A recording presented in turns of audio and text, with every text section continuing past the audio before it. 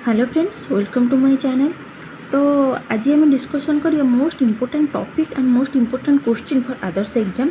7 तारिख रे एग्जाम अच्छी, तो ये कम टाइम भितर आम को टॉपिक आ को क्वेश्चन को प्रायोरिटी देकी पढ़ा जहाँफल कि आम एग्जाम क्लियर करवा।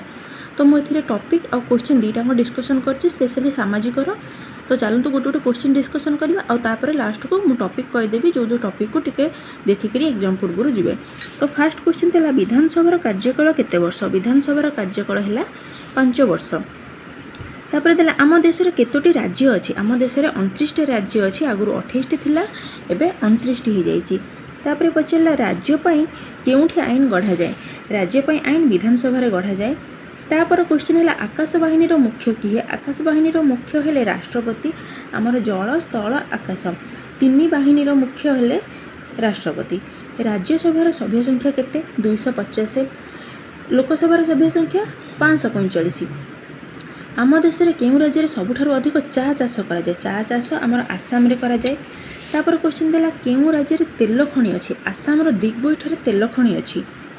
आम देशर केउंठारे सुना खଣି अच्छी। सुना खଣି कर्णाटकर कोलार और हुटी एवं आंध्र प्रदेश रामगिरी ठारे अच्छी। तापर क्वेश्चन आम देशर केउंठारे तंबा खଣି अच्छी। तंबा खଣି बिहार मुसाबणी और राजस्थान खत्री ठारे अच्छी। आम राज्यर केउंठारे इस्पात कारखाना अच्छी। आम राज्यर राउरकेला ठारे इस्पात कारखाना अच्छी। राष्ट्रपति भवन केउंठारे अवस्थित। राष्ट्रपति भवन दिल्ली ठारे अवस्थित। मकर क्रांति केउं गोलार्धरे अच्छी। मकर क्रांति उत्तर गोलार्धरे अच्छी। एशिया महादेशर केउं दिगरे भारत अवस्थित। एशिया महादेशर दक्षिण दिगरे भारत अवस्थित। हाथी अभयारण्य कौटी अच्छी। हाथी अभयारण्य आम ओडिशार अच्छी। ओडिशार कौ जगार अच्छी। ओडिशार चंदका ठारे अवस्थित। सिंह अभयारण्य कौटी अच्छी। सिंह अभयारण्य गुजरातर गिर अरण्य अच्छी, जोटा को आम कहे गुजरातर गिर फॉरेस्ट। गंडा अभयारण्य कौटी। आसामर कांजीरंगा ठारे गंडा अभयारण्य अच्छी। पक्षी अभयारण्य है राजस्थान भरतपुर। तापर क्वेश्चन है व्याघ प्रकल्प उत्तराखंड जिम कॉर्बेट।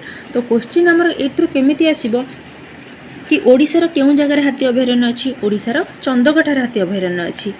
गुजरातर कौ जंगल रे आमर सिंह अभयारण्य अच्छी, तो गिर अरण्य। तो आसामर केउंठारे गंडा अभयारण्य देखा जाए काजीरंगा ठारे। राजस्थान केउं जगार पक्षी अभयारण्य अच्छी भरतपुर। उत्तराखंडर केउंठारे बाघ प्रकल्प अच्छी जिम कॉर्बेट। तो चलते ए इम्पोर्टेंट टॉपिक भी डिस्कशन करदेबा। इम्पोर्टेंट टॉपिक आमर कौन कौन एग्जाम पूर्व देखिकी जिवे। गोटे हूँ राज्यसभा लोकसभा। राज्यसभार सभ्य संख्या लोकसभार सभ्य संख्या ओडिशारू केते जण जाती राज्यसभा को लोकसभा को। तो जो दुईटा आमर सारणी होगी देती से दुईटा को तो पूरा पानी परिका घुषी देकी जिवे। तापर राष्ट्रपति उपरे सेटा ट्रैफिक संकेत कौ संकेत द्वारा आमर केते बळे गाड़ी रहिबो बाँ को जीवो डाँ को जीवो से जो सिंबल से सिंबल देकी पकई देथिबो कि एटा कौ सिंबल। तापर चैप्टर 6 आमर जो अच्छी मृत्तिका कौ मृत्तिकार भल चाष हुए। कपा चाष कौथिरे हुए। कौ माटी रे कौ चाष हुए सेटा। वृक्ष अरण्य कौ वृक्ष कौठारे अच्छी। खनिज संपद अभयारण्य तार मुख्य फसल कौ राज्यर कौन कौन मुख्य फसल शिल्प एटा। चैप्टर 7 टा को तो पूरा पूरा आमूल चूड़ा देखिकी जिवे। मोस्ट इम्पोर्टेंट चैप्टर कहीं से निहाती गोटे गोटे क्वेश्चन आसो। जो जो टॉपिक मुझे कहूँ डेफिनेटली गोटे गोटे क्वेश्चन पाइब। चैप्टर 8 रो भाषा माने कौ राज्य आमर कौन ओडिशार भाषा मिजोराम तापर है आमदानी रप्तानी खाली देखिकी जीव। आम देश माने अन्य देश को कौनटा दिए अन्य देश आम देश को कौनटा आसे। तापर स्वाधीनता आंदोलन यहाँ हूँ मोस्ट इम्पोर्टेंट चैप्टर जो गोटे कि दुईटा क्वेश्चन तो डेफिनेटली आसो। एटा आउ चैप्टर 7 ए दुईटा को तो राज्यसभा लोकसभा भाव में एटा तो मोस्ट इम्पोर्टेंट चैप्टर। तापर टिके जनगणना देखिदे जीव तुम 113 पृष्ठ जोटा अच्छी को माने मसीह जनगणना आमर केते थिला सेटा टिके देखिदे जीव। तो एति हूँ मोस्ट इम्पोर्टेंट चैप्टर। तो एतिकी जदि पास करिवार इच्छा अच्छी ताले ए टॉपिक गुडा को देखिदे जीव।